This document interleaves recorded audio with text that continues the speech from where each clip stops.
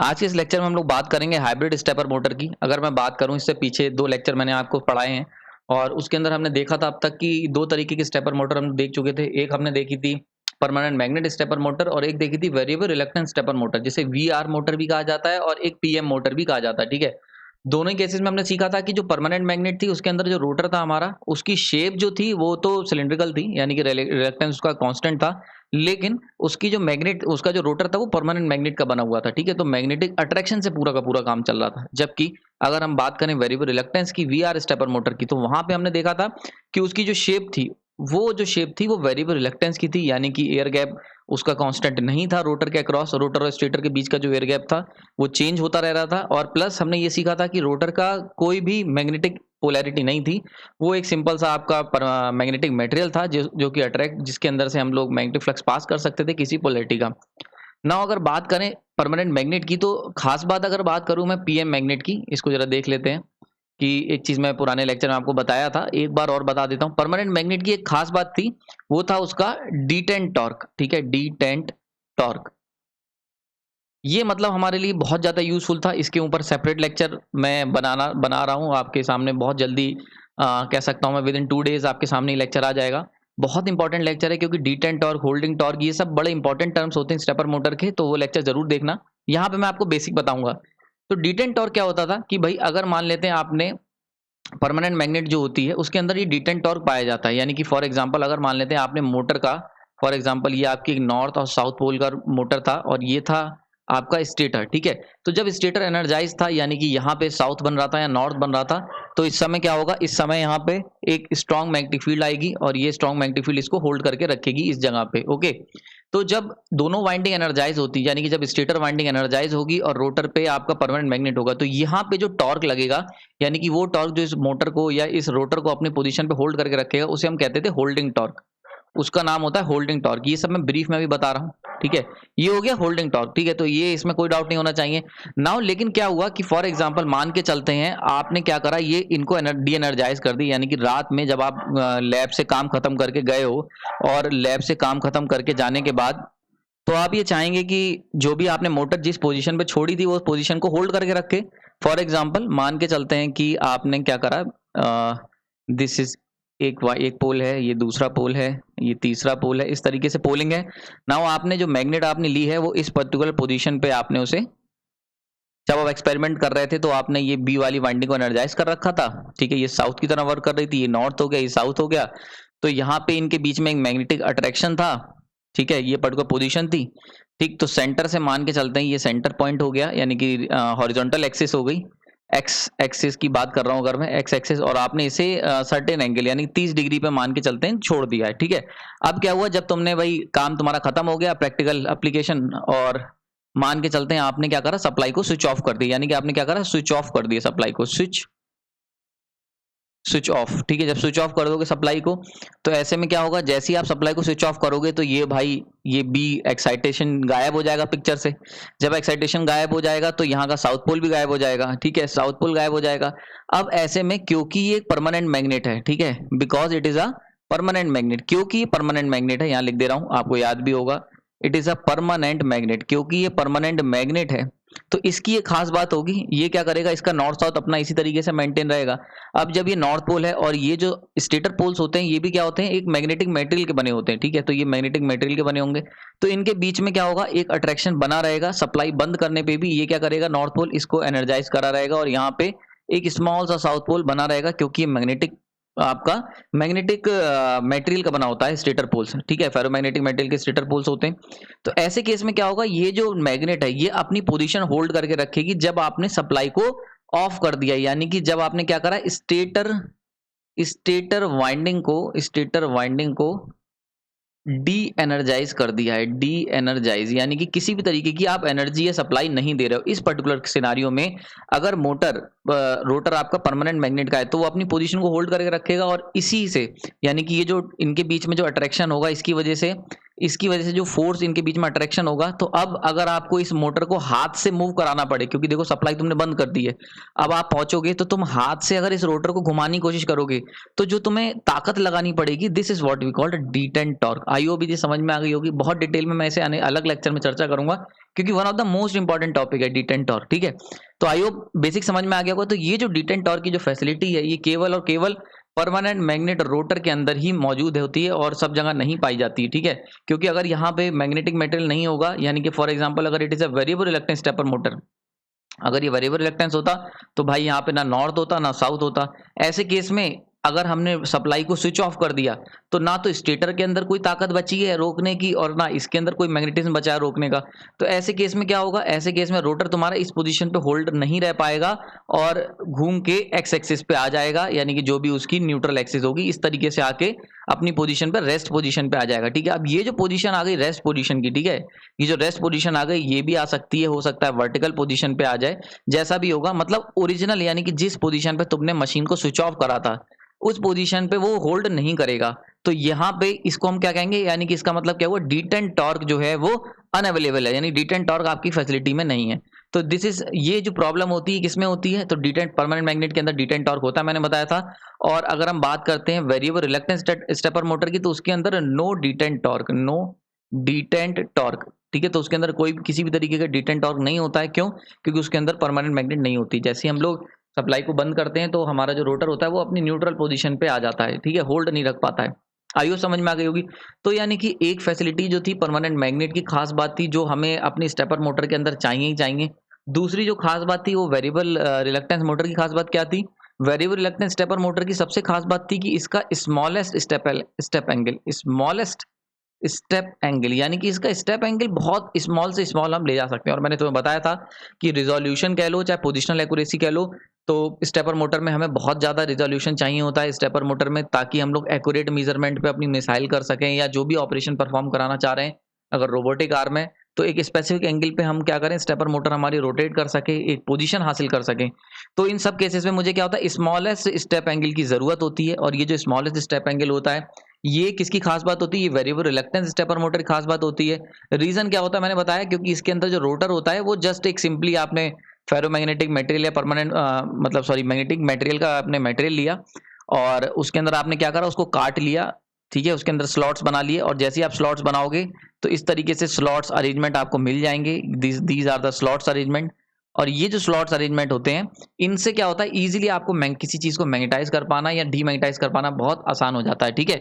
तो यहाँ से क्या होगा, स्टेपर मोटर अगर आप इस तरीके की ले रहे हो जिसमें रोटर जो है वो आपके किसके हैं, परमानेंट सॉफ्ट कोर मेटेरियल के बने हुए हैं, तो वहां पे आपने इजीली केवल कट करके कुछ पोर्शन हटाना है और टीथ बन जाएंगे। तो इससे आप बहुत सारे टीथ बना सकते हो, तो टी आर बढ़ा सकते हो। और जब टी आर बढ़ जाता है तो उससे क्या होता है, सीधी सी बात है, जब ज्यादा रोटर के टीथ होंगे तो स्टेप एंगल भी ज्यादा माइन्यूट होगा, यानी कि स्मॉल स्टेप एंगल आपको मिल जाएगा। स्मॉल स्टेप एंगल ये जो होगा ये पॉसिबल हो जाएगा। तो जितने ज्यादा रोटर टीथ उतना स्मॉल स्टेप एंगल, और जितना स्मॉल स्टेप एंगल उतनी ज्यादा रिजोल्यूशन। तो यानी कि वेरिएबल रिलक्टेंस स्टेपर मोटर की एक प्रॉब्लम है कि भाई उसके साथ डिटेंट टॉर्क नहीं है, लेकिन एक अच्छाई भी है कि स्मॉलेस्ट स्टेप एंगल दे रहा है। इसी तरीके से परमानेंट मैग्नेट जो है इसकी एक अच्छी बात है कि इसके अंदर डिटेंट टॉर्क है, पर एक प्रॉब्लम है कि इसका स्टेप एंगल जो होता है वो 30 डिग्री से 90 डिग्री होता है, पुराने लेक्चर में देखा था। तो अगर हम इन दोनों को कंबाइन कर दें तो क्या कुछ फायदा होगा, तो यस, इन दोनों को अगर हम कंबाइन कर दें, यानी कि हम लोग क्या करें, permanent magnet stepper motor PM stepper motor ले लेते हैं और हम लोग वेरिएबल रिलक्टेंस स्टेपर मोटर ले लेते हैं, ठीक है। तो अगर हम इन दोनों कंबाइन कर देते हैं तो ये हमें कंबाइन करके क्या दे देंगे, दीज टू कंबाइन करके नाम क्या बनता है, hybrid stepper motor, sorry hybrid, ठीक है, हाइब्रिड स्टेपर मोटर। क्लियर हो गया। तो ये जो हाइब्रिड स्टेपर मोटर है इसके अंदर हमने क्या करा, कुछ PM permanent magnet stepper motor की क्वालिटीज भी ले ली और कुछ वेरिएबल रिलक्टेंस स्टेपर मोटर की क्वालिटीज ले ली। कौन कौन सी ली, वेरिएबल रिलक्टेंस से हमने लिया small step angle, small step angle, ये क्वालिटी हमने उठा ली वेरिएबल रिलक्टेंस स्टेपर मोटर से, ठीक है। और परमानेंट मैग्नेट से क्या उठाया, डिटेंट टॉर्क, डिटेंट टॉर्क, डिटेंट टॉर्क की क्वालिटी हमने परमानेंट मैग्नेट से उठा ली, स्मॉल स्टेप एंगल क्वालिटी हमने वेरिएबल रिलक्टेंस स्टेपर मोटर से उठा ली, ठीक। तो आई होप समझ में आ गया होगा। नाउ अब बात कर लेते हैं स्ट्रक्चर की इसके। तो इसका स्ट्रक्चर जरा समझते हैं, हैशटैग स्ट्रक्चर बहुत इंपॉर्टेंट है। सबसे पहले इसका स्ट्रक्चर समझ लो। ठीक है। तो देखो इसके अंदर क्या होता है, एक्चुअल में हम लोग कर क्या रहे हैं, पहले मैं आपको एक बेसिक बता देता हूँ। बेसिक में हमारा रूल क्या होता है, हम लोग इसका जो जैसे स्टेटर पोल्स आपने बना दिए सिंपल से,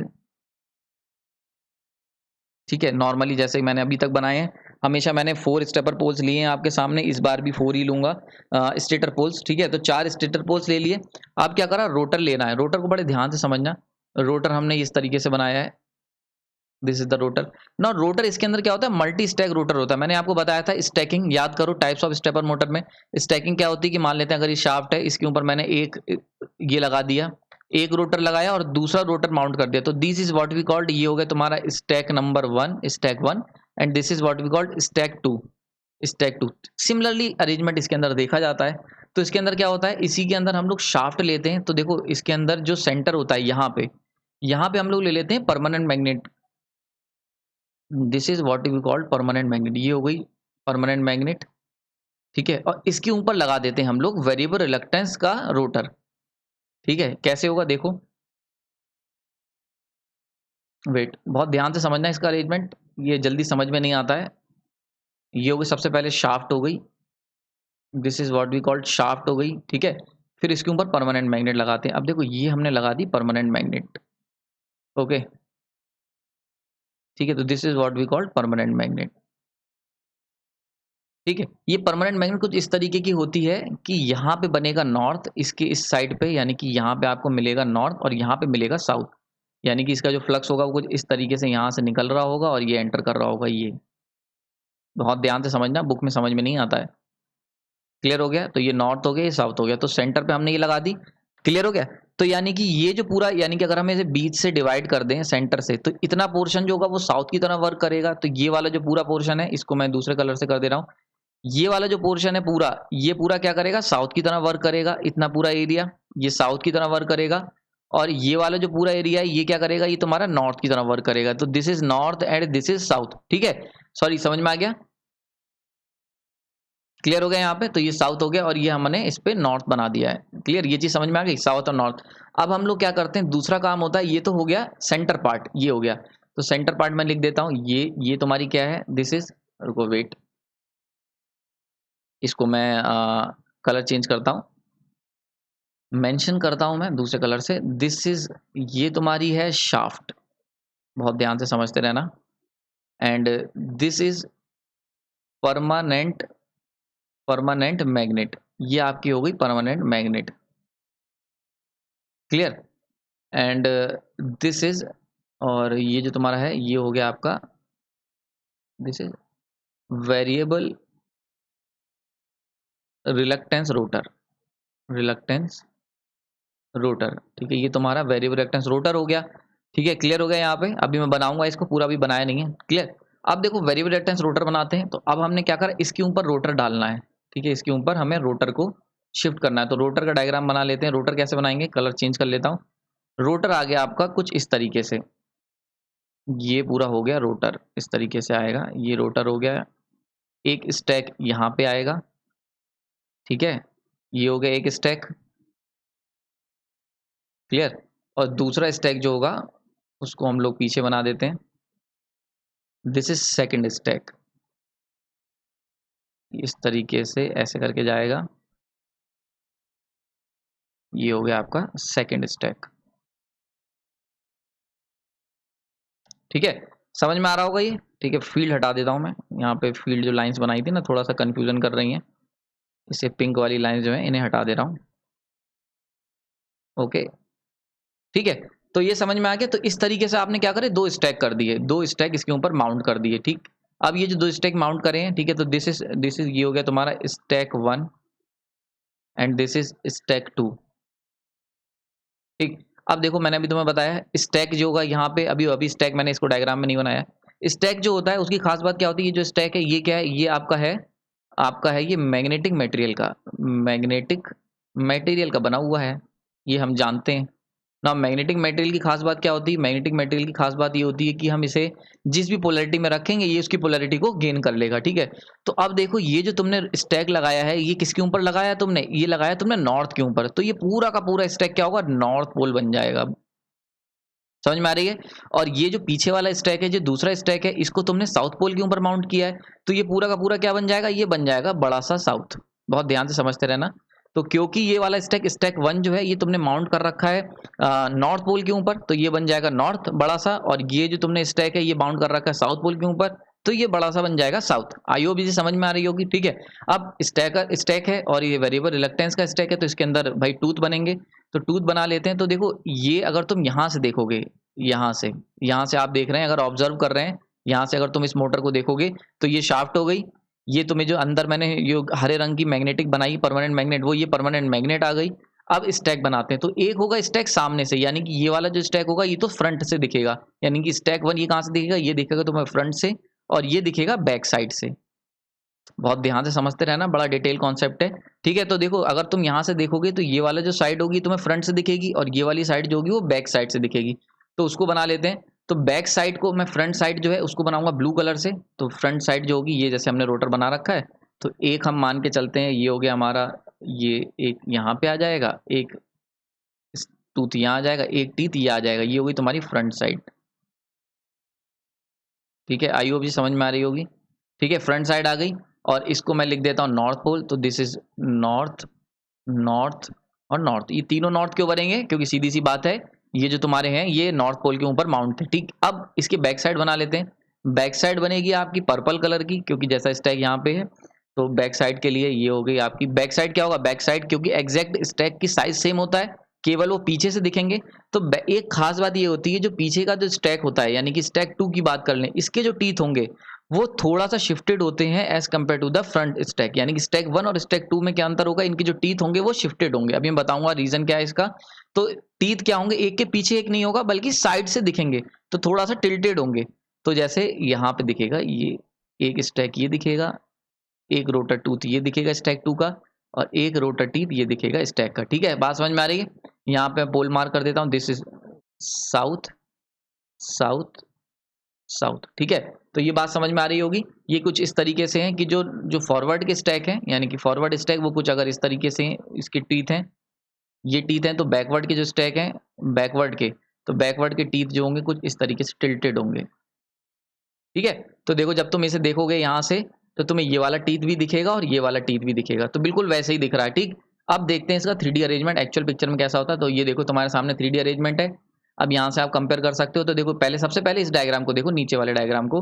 इसमें देखो आपने दे रखा है, ये जो रोटर होती है, ये देखो इसके ऊपर सबसे पहले होती है परमानेंट मैग्नेट, तो इधर बनता है नॉर्थ और इधर बनता है साउथ। इसके ऊपर हम ये डाल देते हैं, ये हो गया स्टैक 2 और दिस इज स्टैक 1। ये टीथ बने हुए हैं इसके अंदर, ठीक है। तो जब स्टैक 1 की बात करोगे तो ये पूरा का पूरा क्या हो जाएगा, ये सब नॉर्थ नॉर्थ नॉर्थ, पूरा का कंप्लीट कंप्लीट नॉर्थ हो जाएगा, और ये स्टैक 2 जो है ये कंप्लीट साउथ हो जाएगा। क्लियर हो गया यहाँ पे। नाउ अब इनका अरेंजमेंट देख लेते हो। देखो इनका अरेंजमेंट यहाँ से देख सकते हो, फिगर नंबर इस पे आ जाओ 2 पे, इस पे ए लिखा हुआ है। तो देखो यहाँ पे देख सकते हो, इसके अंदर देखो नॉर्थ पोल जो है ये तुम्हारा जो नॉर्थ पोल है, और एक है ये साउथ, ठीक है, north stack and south stack. तो ये जो नॉर्थ स्टैक है इसके अंदर देख सकते हो, इसके जो टीथ हैं वो जस्ट कह सकते हो शिफ्टेड है साउथ से, ताकि देखो यहाँ से अगर तुम देखना शुरू करोगे यहाँ से, तो देखो साउथ भी तुम्हें दिख रहा है, ठीक है, और नॉर्थ के तीनों टीथ भी दिखेंगे और साउथ के तीनों टीथ भी दिखेंगे, ठीक है। इस बात को देखो यहाँ से भी समझा रखी। यहाँ तो मैंने एक स्टैक में केवल 3 टूथ लिए हैं, 3 टूथ हैं पर स्टैक, लेकिन यहाँ देखो यहाँ क्या मल्टीपल टूथ हैं पर स्टैक, ठीक है। देखो इसको समझो, दिस इज, अगर हम मान लेते हैं मल्टीपल मल्टीपल टूथ ले लेते हैं पर स्टैक, तो देखो उसका अरेंजमेंट कुछ इस तरीके से दिखेगा। यहाँ पे देख सकते हो। तो देखो एक नॉर्थ रोटर कप है, यानी कि देखो इसके अंदर इतने सारे टीथ हैं, और साउथ रोटर कप है, ये कुछ इस तरीके से। यहाँ पे ये तुम्हारी जो होगी, ये नीचे ये क्या चीज़ है, ये आपकी परमानेंट मैग्नेट को दिखा रहा है, शाफ्ट को। तो ये साउथ बन जाएगी और ये नॉर्थ बन जाएगी परमानेंट मैग्नेट अंदर, ठीक है। अब देखो टीथ को देख सकते हो यहाँ से। तो देखो जो साउथ के टीथ हैं ब्लू वाले, और जो नॉर्थ के टीथ हैं, देखो एक दूसरे से डिफर है। देखो यहाँ इसका टीथ यहाँ पर है तो नॉर्थ का नहीं है, नॉर्थ का टीथ यहाँ पर है तो साउथ का नहीं है। ग्रे का पोर्शन का मतलब है कि वहाँ टीथ नहीं है। तो देख सकते हो ब्लू जहाँ है वहाँ रेड नहीं है, और जहाँ रेड है वहाँ ब्लू नहीं। बिल्कुल इसी तरीके से यहाँ पे बनाया है, और इसी तरीके से मैंने आपको यहाँ पिक्चर में समझाया है, ठीक है। तो आई होप रोटर स्ट्रक्चर समझ में आ गया होगा। देखो हाइब्रिड मोटर का अगर आपको स्ट्रक्चर समझ में आ गया तो 90% आपको समझ में आ गया कि मोटर कैसे काम कर रही है, ठीक है। तो ये चीज क्लियर हो गई। स्ट्रक्चर ही इसका सबसे ज्यादा अहम पार्ट है। अगर आपको स्ट्रक्चर आ गया तो अब कुछ भी नहीं रह गया। अब आगे चलते हैं ना, इसकी वर्किंग समझ लेते हैं, हैशटैग वर्किंग देख लेते हैं। ओके, वर्किंग जो है उसको समझते हैं। तो सबसे पहले आपको करना क्या है, मैं अगेन सेम रोटर टीथ बना दे रहा हूँ। तो जैसे कि फॉर एग्जांपल ये हमारे स्टेटर हो गया, स्टेटर पोल्स हैं, ठीक है, और ये सेंटर पे रोटर हो गया, ठीक। रोटर की अगर बात कर लेते हैं, रोटर पे तो ये हो गया हमारे इस तरीके से north north north, and this is south south south, ठीक है। तो नॉर्थ साउथ बना लिया। नाउ अगर हम सबसे पहले, अब देखो रूल क्या याद रखना है, अगर पॉजिटिव दोगे तो पॉजिटिव पार्ट जो होगा वो नॉर्थ को अट्रैक्ट करेगा, सिंपल सा रूल याद रखना है। और अगर नेगेटिव दे दो किसी वाइंडिंग में तो वहां वो क्या करेगा, साउथ को अट्रैक्ट करेगा। बस आपको इतना सा रूल याद रखना है। तो अब मान के चलते हैं ये दो वाइंडिंग है, ए डैश है, ठीक है, एंड बी डैश है, ठीक है। अब देखो क्या करना है, सबसे पहले हम बात करेंगे, अगर हम ए डैश को, ठीक है, तो अगर ए को मैंने क्या करा है, पॉजिटिव दे दिया, ए को पॉजिटिव दे दिया, तो ए क्या करेगा, नॉर्थ को अट्रैक्ट करेगा। और ए डैश क्या होगा, नेगेटिव हो जाएगा। अगर ये पॉजिटिव है तो ये नेगेटिव हो गया, और जैसे ही पॉजिटिव नेगेटिव होंगे तो नॉर्थ को ये अट्रैक्ट करेगा, नॉर्थ को, एंड ये अट्रैक्ट करेगा साउथ को, ठीक है। तो ये हम पोजीशन मान लेते हैं 0 डिग्री पे, ठीक, क्लियर हो गया। तो ये इसी पोजीशन पे। नाउ नेक्स्ट हमें क्या करना है, नेक्स्ट साइकिल देखते हैं, ठीक है। नेक्स्ट समझो, नेक्स्ट आपने क्या करा, बी को एनर्जाइज करा। तो बी को मान के चलते हैं हमने नेगेटिव एनर्जाइज करा, बी को नेगेटिव करोगे तो बी डैश पॉजिटिव होगा। नेगेटिव का मतलब साउथ को अट्रैक्ट करेगा। तो अब क्या होगा, साउथ देखो इसके ऊपर अट्रैक्शन फील होने लगेगा इसे। ऐसे में मोटर क्या होगी, ये इसकी ओरिजिनल एक्सिस थी, ठीक। अब ये साउथ साउथ जो है ये शिफ्ट होगा नीचे की तरफ, पूरी मोटर जो होगी तुम्हारी वो नीचे की तरफ रोटेट कर जाएगी, क्लियर होगा। जैसे ही नीचे की तरफ शिफ्ट होगा तो मान के चलते हैं अब साउथ की जो नई पोजीशन है वो ये आ गई। तो ये थी साउथ की प्रीवियस पोजीशन, और ये जो थी ये साउथ की न्यू पोजीशन, ठीक है, बात समझ में आ रही। तो साउथ की प्रीवियस पोजीशन थी। अब जैसे हमने बी डैश को एनर्जाइज करा, बी को नेगेटिव और बी डैश को पॉजिटिव करा, तो ऐसे में साउथ की नई पोजीशन क्या आ गई, यहाँ पे आ गई साउथ की न्यू पोजीशन। अब ये जितना एंगल इसने यहां से यहां तक ये जो एंगल होगा, this is what we called beta, और जब इसको निकालोगे ये हो जाएगा तुम्हारा स्टेप एंगल, क्लियर हो गया यहाँ पे। तो this is what we called step angle, ठीक है। तो ये हो गया बी। इसी तरीके से अब अगली बार क्या करेंगे, अगली बार मैं क्या करूंगा, ए को एनर्जाइज करूंगा, ए डैश को अलग अलग एंगल से। अब की हम ए को क्या करेंगे, ए को नेगेटिव कर दूंगा मैं, और ए डैश को पॉजिटिव कर दूंगा। तो ये क्या करेगा, इस नॉर्थ को अट्रैक्ट कर लेगा। इसी तरीके से मोटर जो होगी वो ऐसे करके स्टेप्स में रोटेट करती चली जाएगी, ठीक है। तो वर्किंग समझ में आ गई होगी, सिंपल ही है, बहुत सिंपल सा है। आपको क्या करना है, नेगेटिव जब दोगे तो साउथ अट्रैक्ट होगा, पॉजिटिव दोगे तो नॉर्थ, ठीक। तो जैसे ही आपने नेगेटिव दिया, मैंने बताया पहले पॉजिटिव दिया था ए को तो नॉर्थ अट्रैक्ट हो गया, नेगेटिव दिया तो ये क्या करेगा, साउथ को अट्रैक्ट करेगा। तो स्टैक 2 का जो साउथ है वो इसकी तरफ अट्रैक्ट होगा, लेकिन स्टैक 2 का जो साउथ होगा जब वो घूमेगा तो शाफ्ट घूमेगी। इससे नहीं मतलब है कि स्टैक 1, ध्यान रखना ये चीज कि भाई साउथ तो स्टैक 2 का था और नॉर्थ स्टैक 1 का है। तो क्या स्टैक 2 का अगर अट्रैक्ट होगा तो वो क्या नहीं घूमेगी, तो नहीं। तो अगर किसी शाफ्ट के ऊपर दो स्टैक हैं, this is stack 1 and this is stack 2, अगर इन दोनों स्टैक में से कोई भी घूमेगा तो शाफ्ट घूमेगी, ठीक है। तो चाहे स्टैक 2 घूमे चाहे स्टैक 1, शाफ्ट तो रोटेट करेगी क्योंकि ये फिक्स होते हैं शाफ्ट के ऊपर, क्लियर हो गया यहाँ पे। तो इस तरीके से ये हाइब्रिड मोटर घूमेगी। इसके अंदर आपने परमानेंट मैग्नेट का भी फीचर डाला हुआ है, डिटेंट टॉर्क, क्योंकि अगर हम मान लेते हैं सप्लाई को बंद कर देता हूँ, मान लेते हैं मैंने इसको क्या करा, बंद कर दिया सप्लाई को, ये तो जैसे ही तुम बंद कर दोगे तो जो पोजीशन थी वो अपने आप को होल्ड करके रखी, क्योंकि नॉर्थ पोल क्या करेगा, इसको साउथ बना देगा, और ये वाला जो साउथ है, मतलब ये जो और इसके सामने ये साउथ वाला, ये इसको नॉर्थ बना देगा।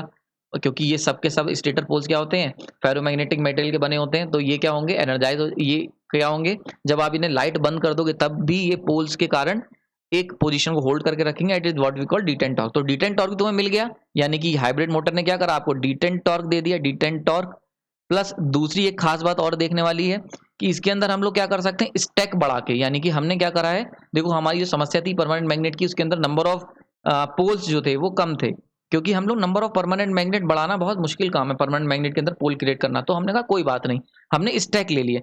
तो स्टैक में क्या करा, स्टैक जो लिया, स्टैक क्या था, वेरिएबल रिलक्टेंस का स्टैक था, वेरिएबल रिलक्टेंस वाला।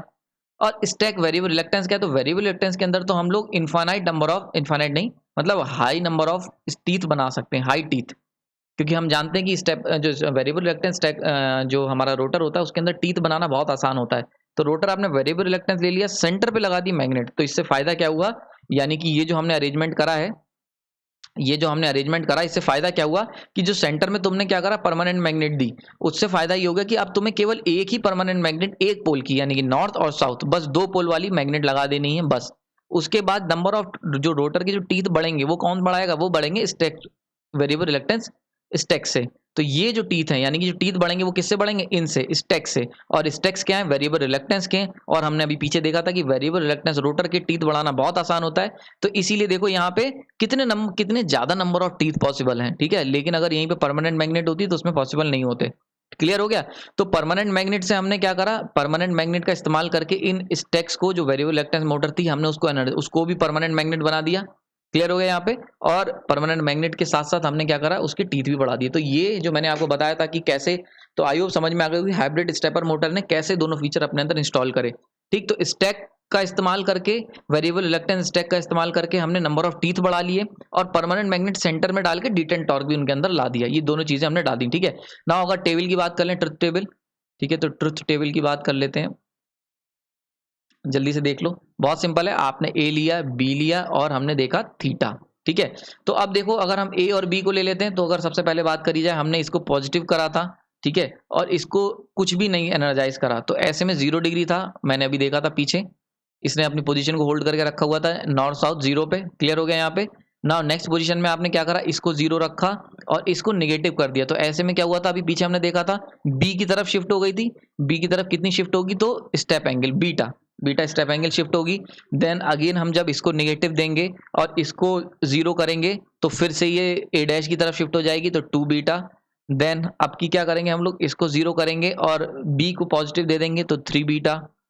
इसी तरीके से हम लोग क्या करेंगे, इसको पॉजिटिव देंगे, इसको 0 देंगे, 4 बीटा, ठीक है। तो ऐसे करके आप इसको बनाते चले जा सकते हैं। ये आपकी एक तरीके की ट्रुथ टेबल आपके पास तैयार होके आ जाएगी। ये आप करके देख सकते हो वर्किंग कैसे होगी। सेम सीक्वेंस रखना, और देखोगे तुम जो स्टेपर मोटर जो अभी मैंने हाइब्रिड स्टेपर पीछे बनाई है, ये तुम्हें अपने आप क्लॉकवाइज डायरेक्शन में रोटेट करते हुए दिखाई देगी, ठीक है। तो ये आप अपना होमवर्क मान लें, ये आपको खुद करके देखना है, क्योंकि इससे वीडियो बढ़ाने से कोई फायदा नहीं है। आई होप ये चीज समझ में आ गई होगी, इसमें कोई डाउट नहीं होना चाहिए। तो इस तरीके से आप ए और बी को चेंज करते जाएंगे पोलैरिटी, और उस तरीके से थीटा आपका वेरी करता चला जाएगा। नाउ बीटा कितना होगा, तो उसको हम निकाल लेते हैं, hashtag step angle calculation, step angle calculation, ठीक है। तो बीटा कितना होता है, बीटा जो तुम्हारा होता है टी स्टेटर टूथ कितने स्टेटर में माइनस टूथ कितने रोटर में डिवाइड बाई स्टेटर के टूथ इंटू रोटर के टूथ इंटू 360 डिग्री, ठीक है। अब देखो स्टेटर में कितने ले रखे थे, 4 पोल्स हैं हमारे पास, ठीक है, माइनस रोटर में कितने लिए, 6 लिए हैं। देखो यहां से देख सकते हो, क्लियर।